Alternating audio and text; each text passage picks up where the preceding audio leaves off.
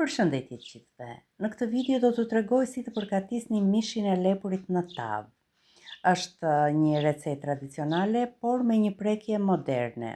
Është ideale për një drekë të shijshme dhe të shëndetshme.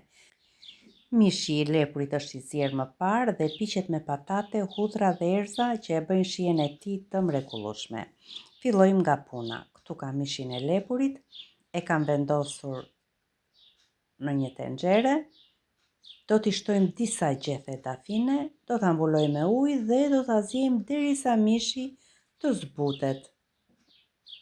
Kur ta shikoni që ngulet piruni, atëherë mishi është gati. Pasi do piqet edhe në furrë dhe do zbutet edhe më shumë. Në këtë moment e largojmë mishin e lepurit. Fillojmë të përgatisim salcën. Presim 2 domate në kubik. I pastrojmë nga pjesa fundore edhe nga lëkura.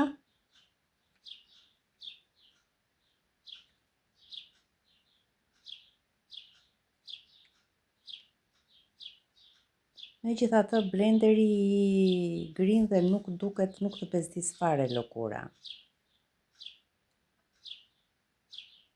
Ndërsa në grirësin e perimeve unë e pastroj lëkurën. I shtojmë domatet në blender, shtojmë një hudhër të plot.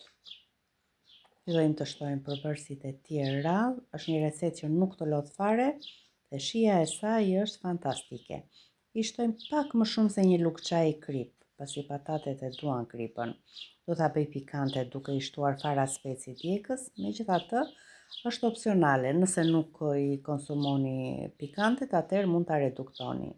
I shtuam piper të zi, pak shafran për më shumë shije, do t'i shtojmë një lugë mustardë. Natyrisht që erëzat mund t'i përdorni sipas preferencave në familjen tuaj. I shtojmë edhe pak nga lëngu i mishit të lepurit. Është thjesht lëngu i mishit vetëm me aromën e gjetheve të dafinës. I kalojmë të gjitha në blender për më pak se 1 minutë. Dhe salca është gati.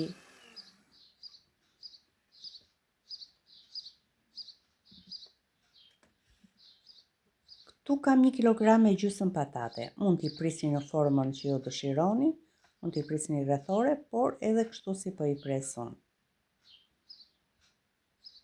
Do t'i presim të gjitha patatet dhe do t'i vendosim në tasë. Dhe në tasë do t'i bashkojmë me salcën.